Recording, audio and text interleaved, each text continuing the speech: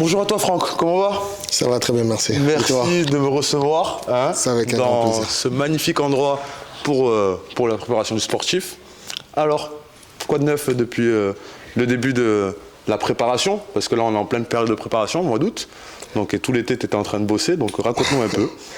Actuellement, en fait, on est sur une période de préparation des jeunes joueurs, parce que moi, je suis spécialisé ici sur la préparation des jeunes joueurs.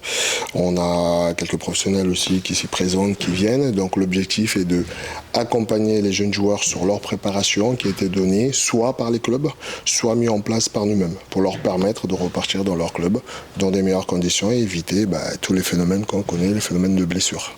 Très bien. Alors, tu peux nous en dire un peu plus? Parce que pour certains, on te découvre. Donc, comment est né TNL Training? Bon, le TNL Training, c'est simple. C'est des années de réflexion, une bonne dizaine d'années, où moi-même en tant que papa, ayant des enfants qui font aussi du football, j'ai rencontré quelques difficultés, notamment quand le garçon ne jouait pas ou n'était pas compétiteur, ou avait quelques lacunes, c'est-à-dire l'accompagnement en dehors, en plus de ce garçon, pour lui permettre d'être performant et de pouvoir aller gagner sa place. J'ai eu pas mal de réflexions, je me suis posé beaucoup de questions, j'ai tâté beaucoup de choses, j'ai observé pas mal de choses sur le terrain. Au final, le constat que j'ai fait, c'est qu'aujourd'hui, on a des garçons soit qui sont demandeurs de travail, qui veulent faire plus pour performer, mais qui ne peuvent pas ou qui vont aller faire n'importe quoi avec n'importe qui, sachant qu'aujourd'hui, il y a un paramètre quand même très important qu'il faut prendre en considération, c'est qu'en France, en Europe en général, notre métier n'est pas forcément connu, où il y a beaucoup de fermetures de portes de la part de clubs, chose que je comprends tout à fait, parce qu'aujourd'hui, comme dans la plupart des métiers, où nous, préparateurs athlétiques, depuis le Covid, ça fait un baby boom. Non, pas même pas.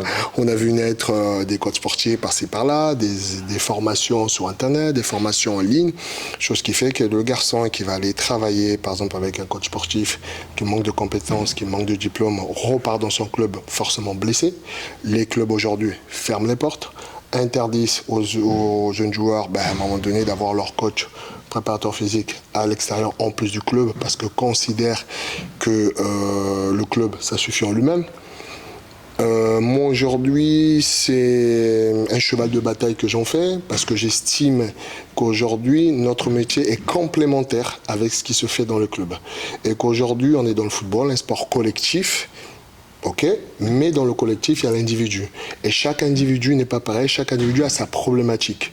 Et hormis les gros clubs, les gros centres de formation qui commencent maintenant à aller dans la philosophie de l'individualisation du travail, de mettre vraiment en avant et de vraiment essayer de compenser le manque du joueur. Et même là, ça pose encore problématique, parce que ça va être des effectifs de 5-6. Alors que là, aujourd'hui, l'individu a besoin de travailler, lui, avec ses manques et ses compétences. C'est là où notre métier rentre vraiment en rigueur, où il prend vraiment toute sa place et tout son sens. C'est-à-dire qu'aujourd'hui, on ne vient pas pour prendre la place des clubs, on ne vient pas pour concurrencer les clubs, on ne vient pas pour faire plus, on vient pour apporter un complément. On vient pour apporter un complément et avoir une relation d'échange avec les entraîneurs, avec les clubs, savoir qu'est-ce qui manque à ce garçon. Est-ce que ce garçon, c'est plutôt la vitesse qui lui manque? Est-ce que c'est plutôt de la force qui lui manque? De telle sorte que ce qui ne peut pas être fait en club, pas par manque de compétences ou pas par manque de temps, plutôt par le fait qu'on entraîne un collectif et pas un individu, chose qui va faire que nous, on va compléter, on va ramener des choses, on va permettre aux garçons de compenser sur ses manques pour pouvoir repartir dans son club, être plus compétiteur. Et bien sûr, un garçon qui repart dans son club qui est plus compétiteur, c'est forcément le club qui est bénéficié, c'est forcément le club qui est gagnant. Nous, aujourd'hui, moi j'ai tendance à dire toujours, on est les acteurs de l'ombre. On n'est pas là pour passer devant le club, on n'est pas là pour prendre la place du club, on est des acteurs de l'ombre, et ça, c'est vraiment important. Ok, bon c'est ce qu'on ressent, hein. De toute façon, à travers les vidéos que tu montres, c'est beaucoup de travail individuel. On voit qu'il y a un besoin, pour avoir discuté avec toi sur le sujet, et il y a vraiment besoin sur le secteur du 06. Donc très bien pour la présentation de TNL Training. Aujourd'hui, quels sont les exemples que tu pourrais nous donner de réussite à travers le programme que tu as pu proposer? Bon, moi j'ai pu voir sur le réseau. quand même, je suis. Mais il y en a qui ne le connaissent pas. Bon, là, c'est vrai qu'on a une série de maillots de joueurs qui sont passés par de nombreux clubs. Bon, il y a Malik Choukounté, à qui d'ailleurs je fais un petit coucou, j'étais au collège avec lui, un bon ami à moi qui est logé aussi avec moi, Baoken, Hassan Kamara, Milik.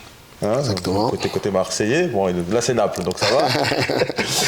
Mais voilà, est-ce que tu as un exemple ou deux, un joueur qui t'a marqué? J'ai un exemple, un joueur qui m'a marqué, un garçon qui m'a marqué, qui est devenu aujourd'hui un ami, qui est Khalid Boutaïb, qui n'apparaît pas là volontairement, mais qui est un garçon que j'entraîne au FC Bagnoles, avec qui j'ai commencé mes débuts. Pour ceux qui ne connaissent pas, qui est-ce? Khalid Boutaïb, aujourd'hui, c'est un international marocain qui a fait quand même la Coupe d'Afrique, la Coupe du Monde, qui est en fin de carrière, qui était encore au Paris FC la saison dernière, là qui vient d'être transféré, qui est un joueur pour qui en tout cas j'ai énormément de respect, au-delà du joueur, surtout l'homme, parce il fait partie de mes débuts, il fait partie de ceux qui m'ont soutenu sur le lancement du projet, qui ont toujours cru en moi, on a toujours échangé. Je l'ai coaché, je l'ai aidé sur ses blessures, quand il est revenu de blessures, où on a fait pas mal de séances. Il est d'ailleurs là-bas sur la photo. Garçon avec beaucoup de valeur et à qui aujourd'hui je dois mon respect. Tu me fais la passe. Ton parcours.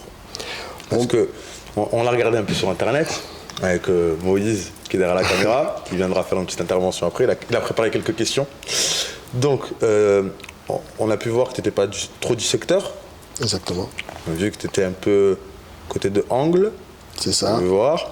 Bon, il y a quelques articles qu'on a pu voir.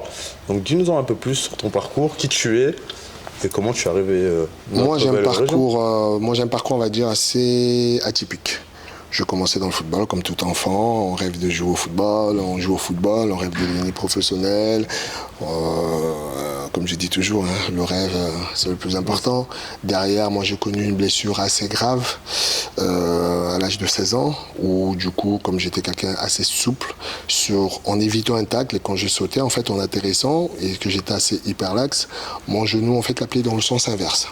Donc, ça veut dire qu'il a tout arraché, tout ce qui existe derrière, que ce soit ligament, artère, coconivien, tout parti. J'ai fait quasiment 2 ans et demi d'hôpital, en comptant la rééducation, tout ce qui suit. À l'époque, j'étais au Cascol, un des très bons clubs de la région du 69.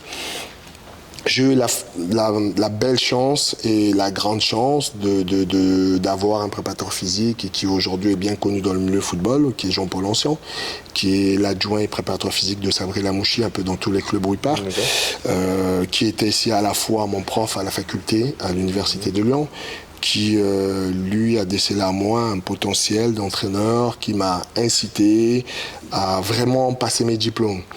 Donc j'ai commencé à passer des petits diplômes fédéraux, j'ai commencé à entraîner des petites équipes, comme tout entraîneur on commence en bas parce que c'est la base.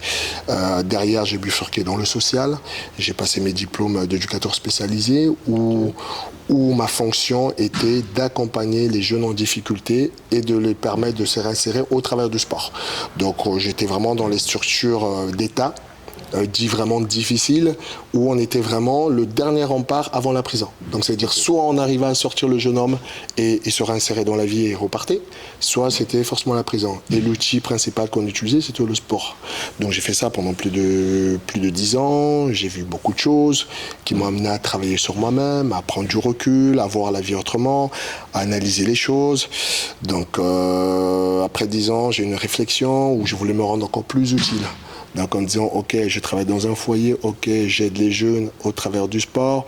Maintenant, je veux faire plus avec les jeunes, par contre, qui sont maintenant sportifs, qui sont en compétition. Et là a commencé le projet Tunnel Training, la réflexion, tout ce qui a découlé. D'où le fait que dans mes coachings, dans mes séances de coaching, on peut percevoir beaucoup de social. C'est-à-dire que dans mes séances d'entraînement, dans mes séances d'accompagnement, la partie sociale prend quasiment 80% du coaching. C'est-à-dire qu'avant, en tout cas dans ma philosophie à moi, avant de former le joueur, je forme d'abord l'homme. Parce que j'estime que si on forme l'homme de demain, le joueur viendra automatiquement. Mais si on délaisse l'homme de demain au détriment du joueur, pour moi, on court à la catastrophe parce qu'on se retrouve avec des joueurs qui sont peut-être doués, qui ont peut-être des qualités, mais par contre, qui n'ont pas de base, qui n'ont pas de valeur, qui n'ont pas de principe. Et quand on n'a pas de valeur, quand on n'a pas de principe, forcément dans la vie et dans le sport, à un moment donné, ça bloque et ça passe pas, en tout cas, quand on veut parler de haut niveau de performance. Très bien, très bien. Bon, on en sait un peu plus sur son parcours, même sur les valeurs qu'il essaie de dégager auprès des jeunes. Bon, on entend ce discours à peu près pas de partout, mais c'est des personnes de bonne conscience, entre guillemets. Surtout dans la vie d'aujourd'hui. C'est ça, exactement. Maintenant, je pense qu'en club, c'est difficile d'appliquer ce système-là. Après, c'est qu'un avis, puisque bon, on est dans une nouvelle époque où on confond le football que j'appelle d'apprentissage avec le football qu'on voit à la télé. C'est là où on se retrouve avec de la concurrence dès le plus jeune âge, alors qu'on devrait être dans la formation. Ça, c'est un autre sujet. Donc, écoute, pour la présentation, nous, on a été franchement nickel, on a pas mal d'infos. Moïse, est-ce que tu veux poser quelques questions maintenant ? Maintenant ou après, comme tu veux. Allez, vas-y, prends le relais, vas-y. Je fais la passe à Moïse. Allez, c'est parti.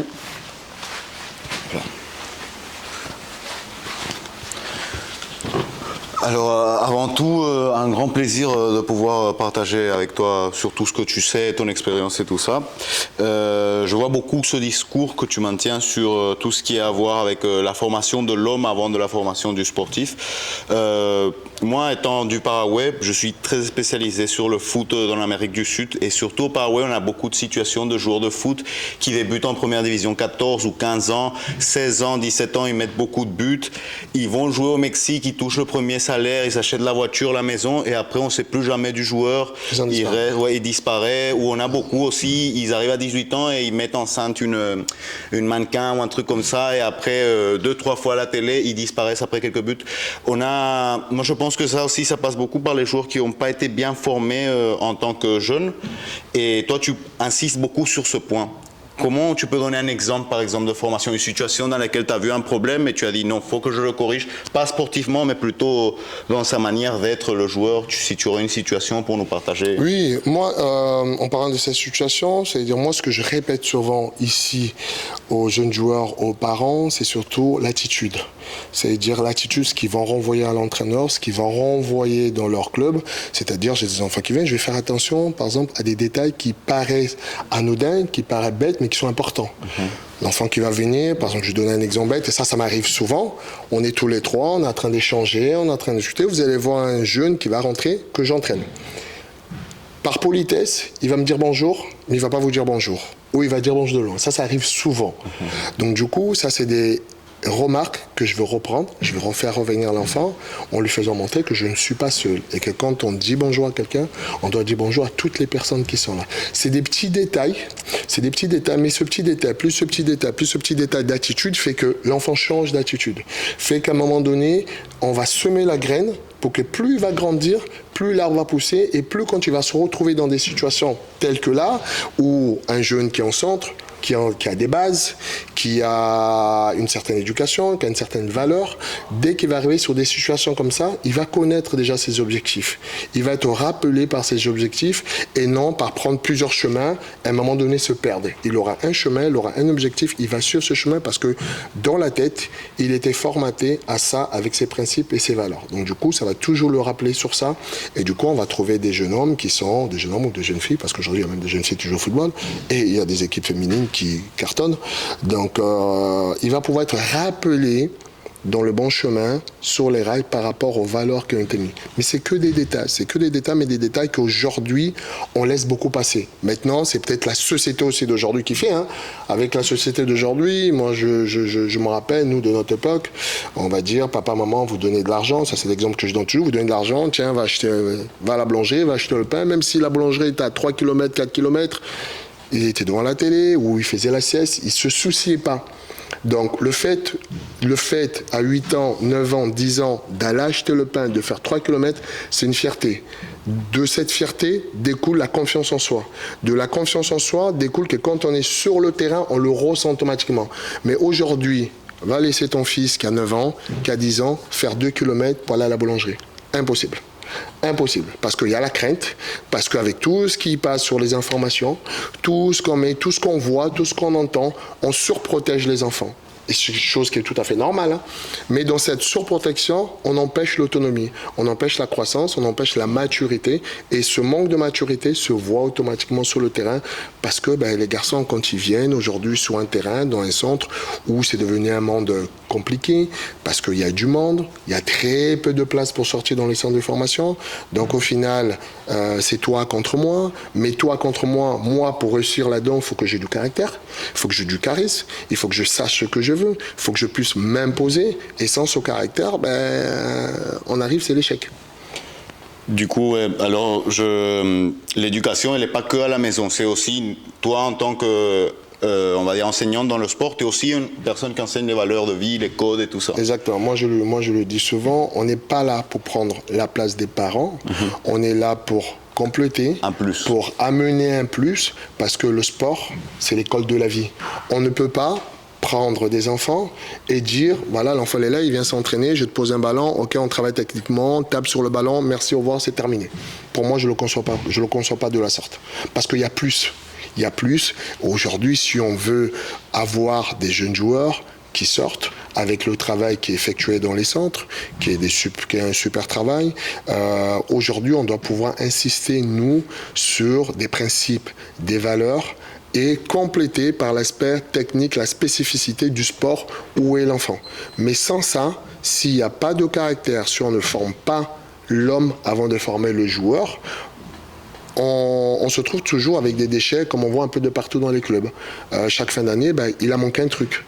Et pourtant, il a des qualités techniques. Ok, mais tout le monde a de la qualité technique. À son niveau, à son degré. Ok. Mais ce qui fait le plus, c'est la personne. C'est la valeur qu'il a, c'est la compétence qu'il a, c'est la qualité qu'il a et son parcours de vie. Et ce parcours de vie, ça s'amène, ça se partage, ça s'expérimente.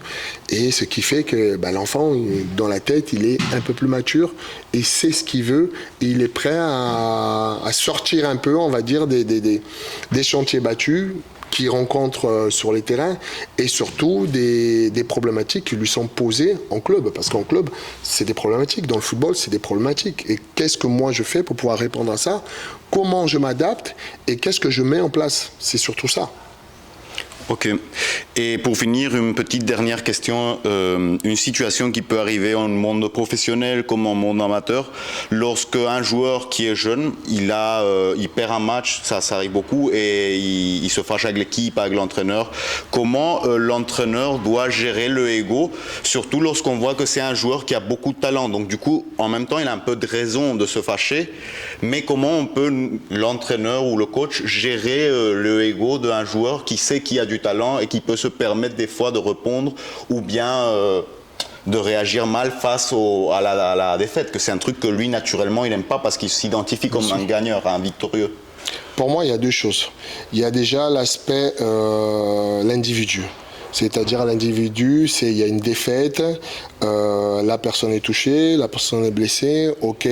Maintenant, au-delà de l'individu, derrière, il y a la notion de respect. Respect du groupe, respect de l'entraîneur. Je peux montrer ma déception, je peux montrer que que je suis dessus, que je suis touché, heureusement, parce qu'un gagneur, il ne va pas sauter de joie parce qu'il a perdu. Mais par contre, le fait de montrer sa déception, il y a une limite. Il y a une limite qui est la notion de respect. Le respect envers tes coéquipiers et le respect envers ton entraîneur. Si tu commences à dépasser cette limite par le fait de répandre, par le fait de manquer de respect à ton entraîneur, par le fait de manquer de respect à ton collectif, ça veut dire qu'à un moment donné, tu te mets au-dessus du collectif. Et à partir du moment quand on se met au-dessus du collectif, ça devient un peu compliqué parce qu'on va renvoyer l'ascenseur où on est sur les principes on est dans un sport collectif. Il y a le collectif, ok, mais dans ce collectif, il y a l'individu. Il faut former l'individu pour se mettre au service du collectif. Ok. Je pense que tu as quelqu'un qui toque, non? Je pense, ouais. Petite dernière question, juste pour finir sur cette dernière question. Et du coup, oui. Il va prendre un peu plus de temps. Il va prendre un peu plus de temps parce que j'aime un peu plus. Je crois qu'on a un quart d'heure de plus. J'arrive, Colette. 2 secondes. Et juste pour finir, sur une situation comme ça, si jamais tu es dans une équipe, par exemple U16 ou une équipe de jeunes, et tu as un joueur qui fait une mauvaise réaction, tu préfères le prendre et lui parler en privé une fois que tout le monde est parti, ou tu le remets à sa place devant toute l'équipe pour imposer un peu, on va dire, la force ou lui faire comprendre qu'il ne peut pas avoir ce type de réaction. Comment tu gères cette situation au moment de... On va dire que c'est toujours la même chose. Il y a toujours deux paramètres, il y a toujours deux choses. Il y a toujours la gestion de l'individu et la gestion du collectif. C'est-à-dire l'individu, en fonction du manque de respect qu'il va avoir, la situation qui va être créée, c'est toujours bien de le reprendre devant le collectif pour montrer au collectif que c'est moi l'éducateur qui a la même mise sur le groupe et non lui l'individu. Maintenant, il y a aussi à faire attention à l'ego, il y a à faire attention aussi au caractère du garçon. Si on sait que c'est un garçon qui a un grand tempérament, qui est un leader, je pense que c'est toujours bien dans un premier temps de d'abord le prendre en individuel, à l'extérieur, lui expliquer, lui faire revenir à la raison. Une fois qu'il atterrit, en second plan, le reprendre ensemble avec le collectif et lui avec le collectif, parce que là, il pourra plus s'exprimer calmement vu que c'était résolu à l'extérieur. Ça dépend toujours, pour moi, à mon sens à moi, de l'individu, du caractère et de la place qu'il a dans le groupe. Okay. Parce qu'en fonction de ça, ça peut être un leader incontesté. C'est pas pour ça non plus qu'il faut lui laisser passer les choses. Bien au contraire. Okay. Ouais. Merci beaucoup. Hein. C'était les questions que j'avais.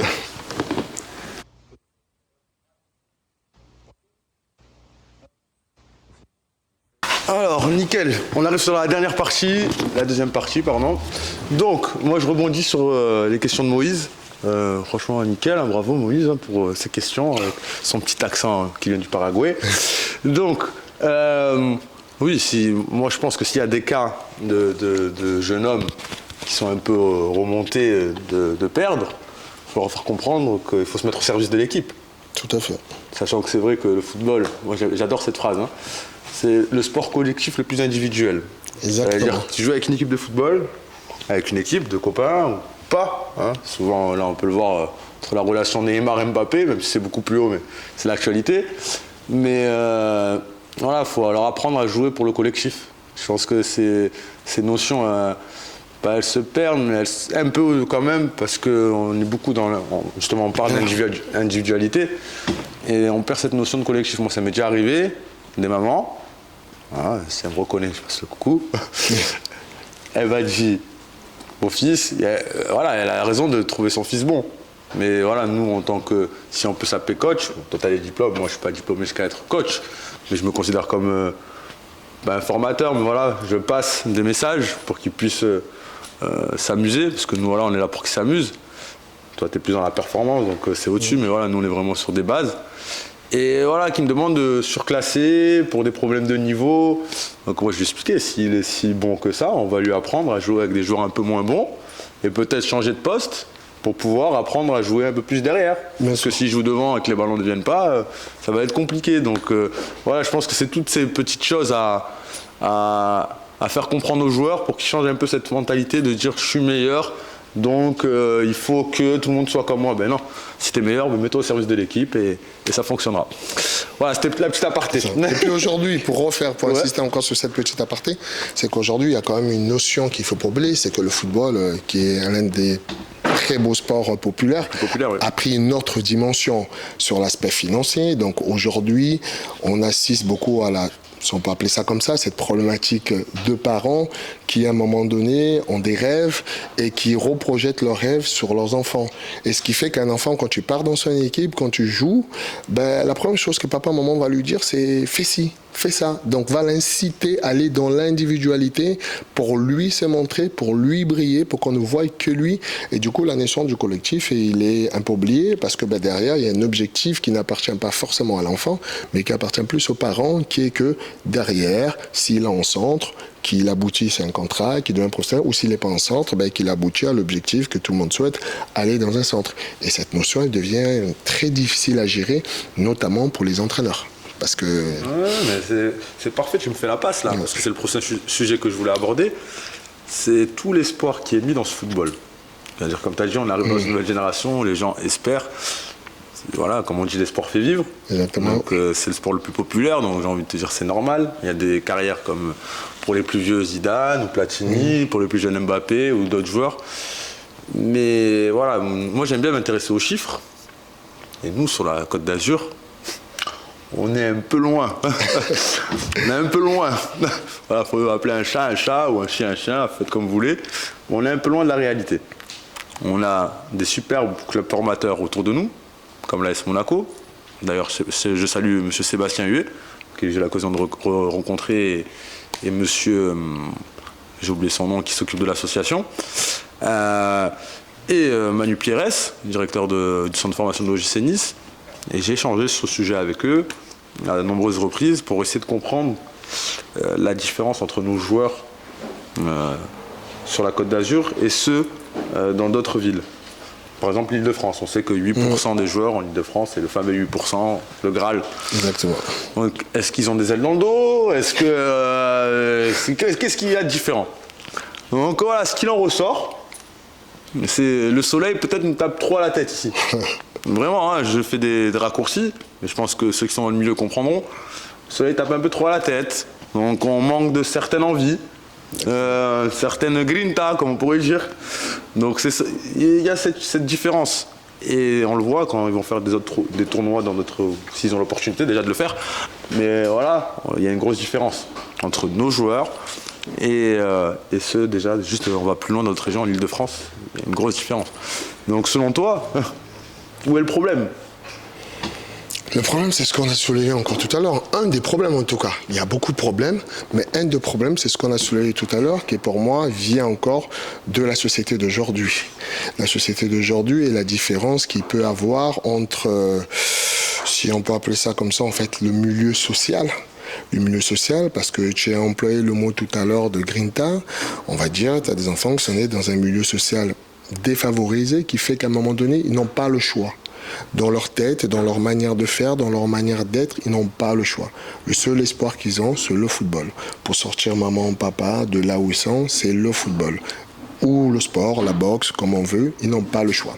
Après, il y a d'autres enfants qui sont dans un milieu social où tout est un peu plus facile, où tout est un peu plus prévu. Donc, ça manque un peu de hargne, de volonté, de détermination, où il faut aller piocher encore plus. Voilà, pour moi, le lien, il est vraiment fait dans le social. Dans le social. C'est là où je pense qu'il faut vraiment insister dessus en fonction du milieu de l'enfant. Quel milieu social vient? C'est pour ça que tout à l'heure, je disais, il faut d'abord s'intéresser à l'individu avant de s'intéresser aux sportifs. Pourquoi? Parce qu'ils viennent d'où?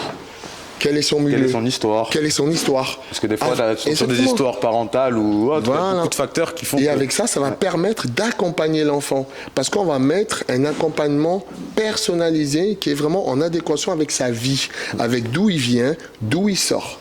Et pas la vie de l'autre. Ça veut dire, on a le collectif, je vais t'accompagner comme je vais accompagner l'autre. Pour moi, ce n'est pas concevable et ce n'est pas possible. Parce qu'on n'est pas tous issus du même milieu social.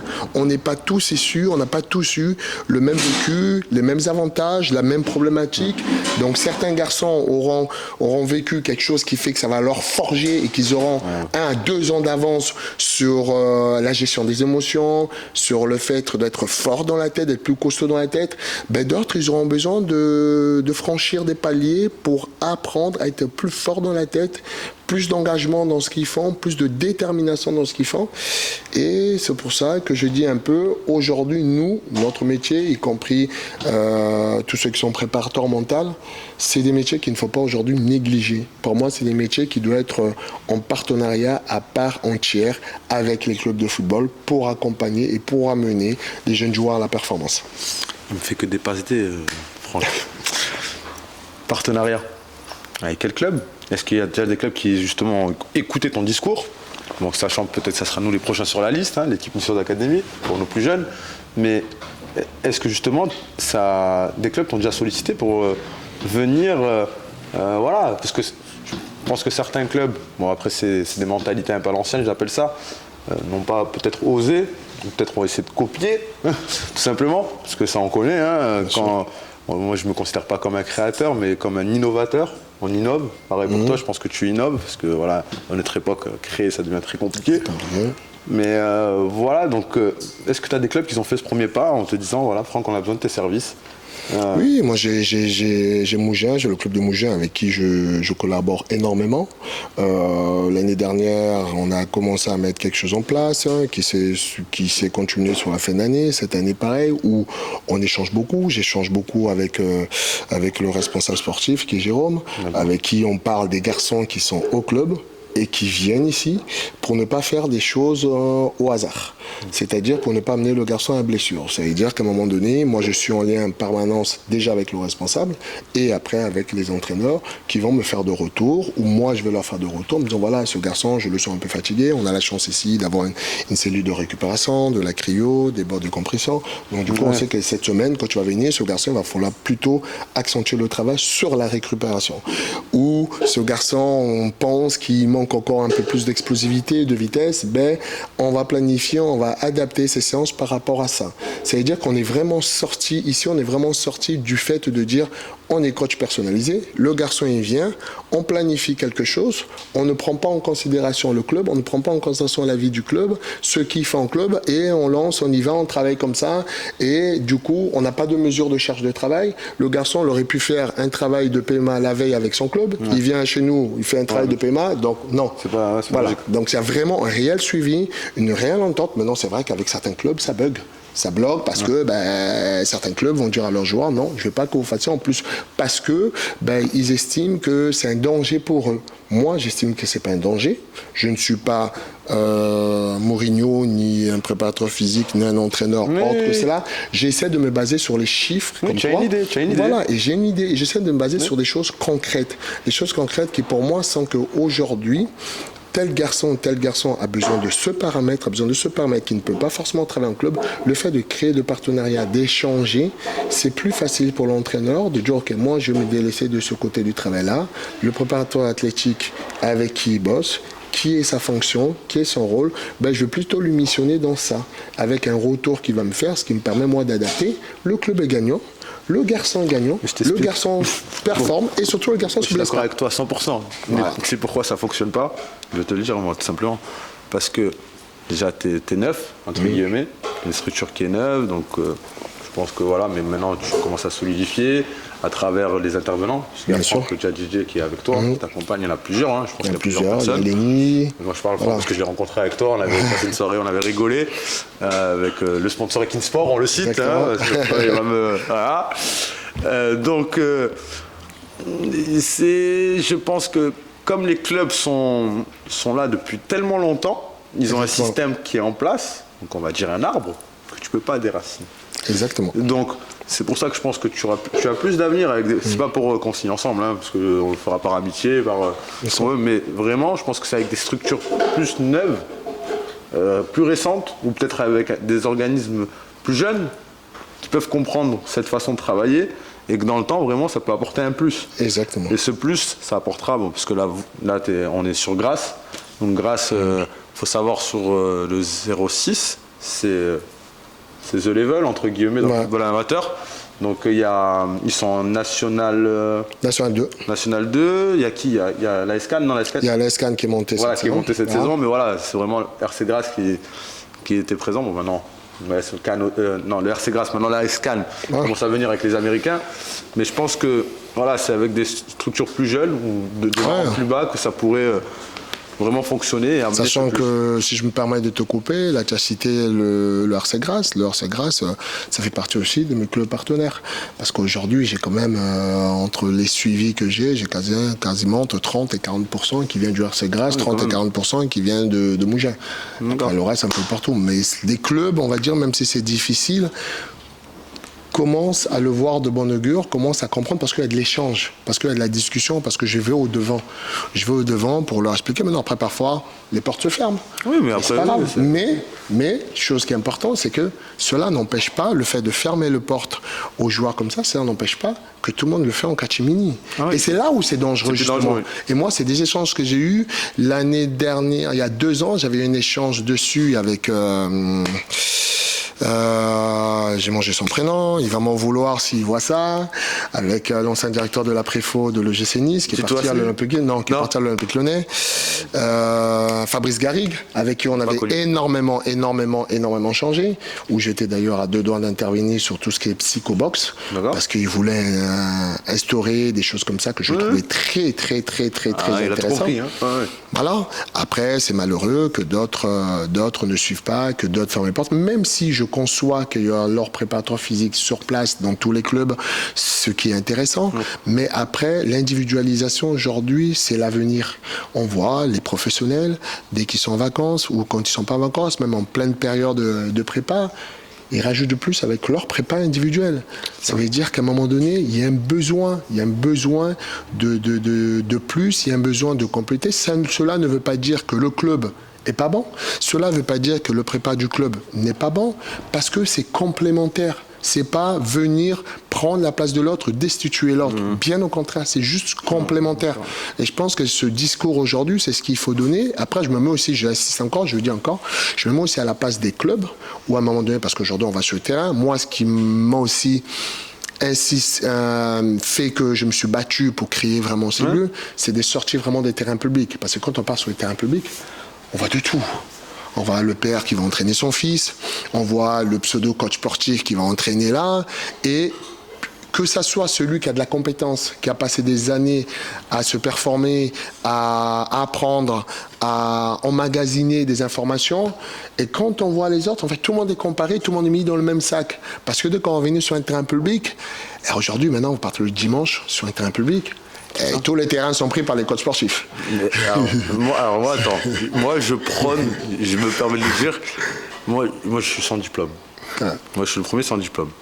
Cependant, j'ai une petite expérience. Tu as l'expérience, tu as allé chercher. Attends, j'ai pas une grande expérience, Oui. mais je me renseigne, je fais de la recherche. Exactement. Je suis passionné par ce Tu es dans sujet-là. l'échange. Je suis dans l'échange. Je suis parti me former. Exactement. Je suis parti me former. Elle est J'ai là, fait la toutes différence. les formations. D'ailleurs, je passe un bonjour au district. D'ailleurs, tellement que j'ai fait des formations, ils m'ont invité à Clairefontaine là en octobre. Donc je remercie. Ouais. C'est très bien. Et donc je remercie le président, Monsieur Delamotte. Je t'ai invité. Et je crois que j'étais élu un des meilleurs bénévoles. Je crois. Je sais pas quel titre j'ai gagné. Mais voilà, pour te dire tellement que je suis intéressé de contenu.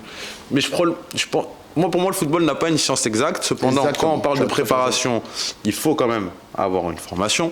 C'est pour ça que nous on n'est pas dans la prépa. Il faut Parce bien que segmenter. la prépa, c'est autre chose. Voilà. C'est scientifique, c'est des recherches, c'est des bases, c'est des données. C'est pour ça qu'il y a plein de. C'est différent. Il y a le football et après il y a plein de paramètres. Il y a Voilà. le préparateur, donc pour les domaines comme ça, c'est vrai. Mais je pense aussi le football, il a cette magie. Et toi, tu parles à un certain niveau, mais il y a cette magie qui peut se gagner sur ces terrains-là. Et c'est vrai qu'on voit de tout. Et justement, c'est ce qui fait la différence au bout d'un moment. Nous, on l'a vu, hein, on était au début dans la cour, entre guillemets, avec tout le monde. Mais après, c'est la qualité de ton travail qui te fait grimper les étages et être Tout à fait. sur ou plus sur un terrain public, mais avoir ce public qui te suit. Bien sûr. Donc, c'est malheureux. Mais les gens, je pense qu'ils commencent à s'en rendre compte. Moi, juste à l'heure, là, j'étais au téléphone avec une maman. Je disais, ouais, un monsieur, il m'a attrapé, il a une école de gardien de but. Moi, je dis, ah, ok. Je dis, bon, voilà, tu te feras ta propre expérience. Il faut leur laisser expérimenter. Ouais, malheureusement, C'est tout. faites votre expérience et après, automatiquement, ça revient. Bien sûr. Donc, voilà. Bon, on va clôturer sur ces petits mots. Franck, je pense qu'on va se revoir. Hein. Je pense Avec que son plaisir. visage, vous allez le revoir, hein, parce qu'il y a encore beaucoup de sujets. Juste un petit pronostic, là. Il y a la Coupe de France là, la semaine prochaine. Qu'est-ce que tu dis? T'as un club en tête? Vas-y, joue un peu là, dis-nous qui tu vas faire un petit parcours. Je vais mettre mon joker. Ah là, il veut pas se mouiller. Je vais mettre mon joker, je vais pas me mouiller. De ma profession, j'évite de me positionner dans le club. Ok, nickel. Parce que sinon, il y a un joueur qui va me fermer la porte. J'ai mise pour l'autre et pas pour l'autre. Parfait. Au niveau football amateur, soit impérial, Ouais. quel club tu trouves que ces dernières années, il a bien évolué? Aujourd'hui, moi, pour le football amateur, Tu vois que tu travailles bien d'en bas jusqu'en haut et que le club se développe. Je pense que j'ai déjà le nom, hein, mais vas-y. aujourd'hui, moi, sans hésiter et sans réfléchir, pour moi, c'est Mougin. Mougin, aujourd'hui, il y a des choses J'aurais dit très Grasse, mais correctes. je pensais que tu allais te dire Mougin, Grasse. ça se tâte. Ça se tâte, mais aujourd'hui, pour moi, Mougin a un temps d'avance sur ce qui est mis en place, sur leurs cellules de performance qu'ils ont mis en place, sur l'accompagnement des jeunes joueurs pour aller se préparer au Pôle Espoir, sur les intervenants qui font venir. Ils sont vraiment dans l'optique vraiment d'accompagner et de sortir le jeune joueur. Et vraiment dans la performance. Et c'est vraiment épatant. Et c'est agréable à voir et c'est très intéressant parce que c'est un club vraiment, c'est peut-être aussi initié par Jérôme aujourd'hui, qui est vraiment dans cet accompagnement, qui souhaite vraiment que les jeunes joueurs sortent et qui souhaite vraiment qu'ils sortent avec un gros bagage. Et ça, moi, je trouve ça intéressant. Aujourd'hui, les clubs amateurs doivent opter dans cette optique-là, c'est-à-dire former pour libérer après dans des clubs comme Monaco, comme les GC Nice, parce qu'aujourd'hui, c'est deux rôles complètement différents. Mougins, Marseille. Ouais, mais je crois Mougins, non? Mougins, partenariat avec l'OM. Avec l'OM, ouais, C'est ça. un choix plus stratégique peut-être. Voilà. Après, Alors, ça reste le choix du club. Voilà, ouais. Bon. Voilà. Nickel, Francky, à bientôt. Au plaisir, Au quand plaisir. tu veux. Bye.